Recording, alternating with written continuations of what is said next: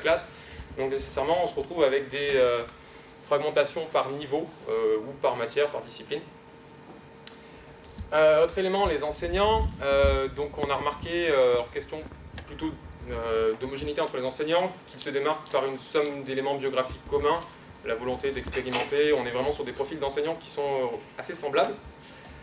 La question du travail à plusieurs, alors petite particularité, on a remarqué dans toutes les écoles dans lesquelles on a observé le dispositif qu'il y avait une intégration assez forte des personnels non directement enseignants, ATSEM et AVS. On a pu observer des situations, véritablement en fait, des situations de cours qui étaient dispensées par des ATSEM et des AVS, et une volonté très forte des enseignants d'intégrer à travers ce dispositif de co-enseignement des personnels non directement enseignants. Alors avant-dernier point, sur la question des stratégies pédagogiques et des outils didactiques, une des particularités des écoles qu'on a pu observer, c'est qu'elles étaient, avant l'intégration du dispositif de co-enseignement, ancrées dans le modèle de la classe unique. Donc il a été assez difficile pour nous de faire la différence, si vous voulez, entre des stratégies pédagogiques, des outils didactiques qui ont été mis en place spécialement dans le cadre du dispositif de co-enseignement. Je prends un exemple, le plan de travail par exemple, qui était très souvent mis en place avant le dispositif de co-enseignement, classe unique oblige. Donc là-dessus, des manières de faire assez différentes d'une école à une autre. Et un dernier point sur la professionnalité et le développement professionnel des enseignants, sur lequel je ne vais pas forcément m'étendre. Je vais passer à la suite.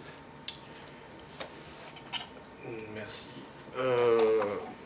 Alors, quid de la mise en réseau après cette présentation du contexte de la recherche et des établissements observés? Paradoxalement, j'ai envie de dire, c'est en creux, par son absence dans les préoccupations des enseignants et de l'institution, que la question du réseau d'écoles, d'un réseau d'écoles en lien avec la mise en œuvre de ce dispositif de co-enseignement nous est apparue pertinente au cours de la recherche. En effet, parmi les premiers résultats, on note que les acteurs évoquent peu ou pas de mise en réseau de leurs écoles. Pourtant, leur inscription commune dans le dispositif expérimental de co-enseignement, de par les transformations des pratiques des enseignants qu'elle rend nécessaires, pourrait être un moteur puissant, on l'imagine en tout cas, d'échanges de pratiques et de questionnements partagés entre les différents professionnels. C'était en tout cas une idée assez forte qu'on avait, que l'apparition de ce dispositif allait peut-être amener les enseignants à travailler en commun et éventuellement à faire réseau. Alors lorsqu'elle est mentionnée, la mise en réseau apparaît davantage liée à des pratiques antérieures au co-enseignement. Ainsi, une enseignante d'une école de Saint-Michel de Chabrianou, donc école ardéchoise, déclare,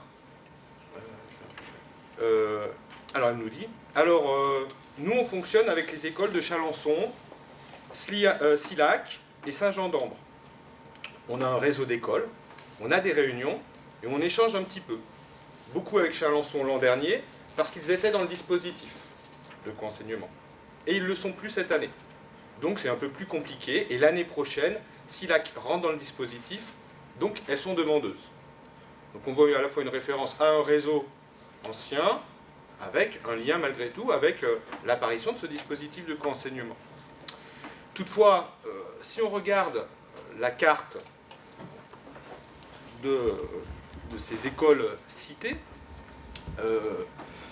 on a donc Saint-Michel de Chabrianou qui se trouve tout en bas.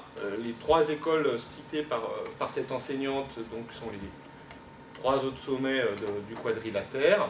Et on a en rouge trois autres écoles qui font également partie du dispositif de co-enseignement.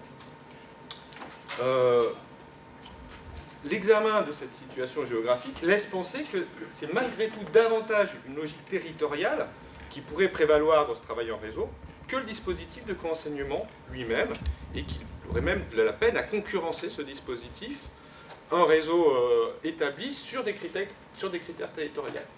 On voit la départementale en jaune, qui est en fond de vallée, et on a donc trois écoles qui se trouvent de l'autre côté de la vallée, et on voit bien la tendance de Saint-Michel de Chabrianou, qui serait plus proche au niveau kilométrique, en tout cas d'une des trois écoles qui sont plus au sud, à davantage travailler en réseau avec les autres écoles du plateau que de travailler avec trois autres écoles aussi proches dans le dispositif.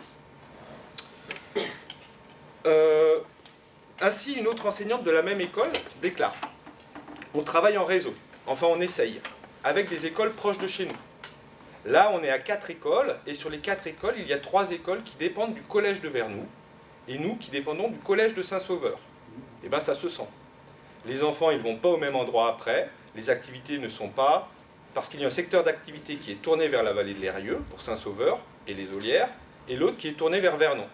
C'est quand même 2 secteurs avec des caractéristiques différentes, on ne croise pas les mêmes gens. Et on voit bien que cette appréhension par les acteurs de la dimension territoriale très forte dans ce territoire rural isolé est assez prégnant chez les professionnels dans la constitution de leur réseau de travail, et que la mise en œuvre du dispositif entre vraiment en concurrence avec ces logiques territoriales. Puisque là, sur les 4, donc on en a 2 qui sont dans le dispositif, simplement.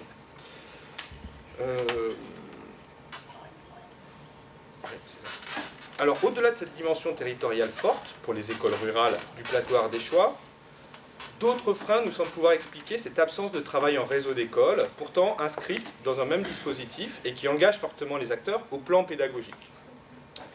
Alors le premier de ces freins, il a été évoqué par Joris, et il concerne la diversité de la mise en pratique du dispositif.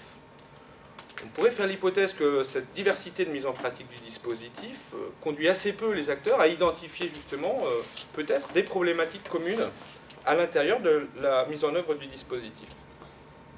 Le second frein est davantage lié au fait qu'aucune mise en réseau n'a été pensée par l'institution au moment du lancement du dispositif. On a des écoles qui ont été choisies sur des bases qu'on est en train d'étudier, mais qui correspondent davantage à des critères d'ouverture et de fermeture des classes, et de façon ponctuelle et isolée. Des écoles qui sont rentrées dans le dispositif, qui en sortent l'année suivante, de nouvelles qui y rentrent, sans que ait été pensée une tentative de mise en cohésion de ces différentes écoles.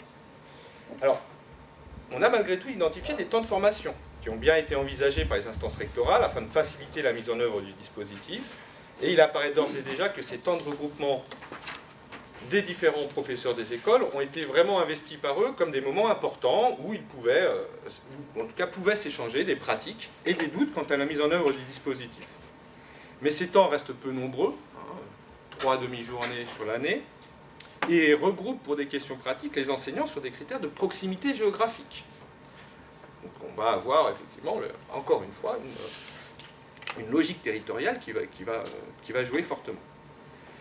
Toutefois, ces temps de formation nous semblent participer à l'identification par les enseignants de ce que leur école partage une problématique commune autour de la question de la ruralité et des classes uniques, renforcée par la participation à un dispositif identique. Ces temps de regroupement des acteurs des différentes écoles pourraient donc peut-être les amener à envisager leur école comme étant en réseau. C'est en tout cas la piste sur laquelle on est à l'heure actuelle. Alors, le temps passe et je voudrais conclure cette communication par une question et 3 pistes de réflexion. En effet, à l'état d'avancement de notre recherche où nous sommes, se pose la question de savoir quels seraient les facteurs qui permettraient le passage du réseau qui résulte de facto de la mise en place du dispositif à une mise en réseau de ces écoles vécues par les professionnels comme source potentielle de développement professionnel, comme a pu y faire allusion à l'air. 3 pistes nous semblent aujourd'hui se dégager de notre recherche et qui mériteraient d'être consolidées. La première piste concerne les effets de la recherche en elle-même. Le fait d'avoir été observé par des chercheurs sous un protocole méthodologique identique a suscité chez les enseignants rencontrés un désir de savoir ce qui se passait dans les autres écoles du dispositif. La journée de restitution des résultats de la recherche prévue en novembre pourrait être dans cette optique un moment particulièrement propice à la constitution du réseau. Le deuxième point concerne la diversité déjà évoquée de la traduction de la finalité du dispositif par les enseignants, qui apparaît comme une entrave à l'identification du réseau. Alors sans aller jusqu'à une uniformisation via des injonctions descendantes, un cadrage plus précis pourrait être malgré tout à la fois une source de réassurance des enseignants et offrir des points d'ancrage de pratiques partagées. Enfin, et ce serait la troisième piste, il apparaît que les temps de formation, même mis en œuvre à minima comme ils l'ont été, sont plébiscités par les enseignants et identifiés par eux comme des temps où l'on peut voir ce qui se passe ailleurs. Il y aurait sans doute à penser le contenu et la forme que pourrait revêtir de tels temps de formation dans un contexte de territoire rural où les écoles sont éloignées géographiquement.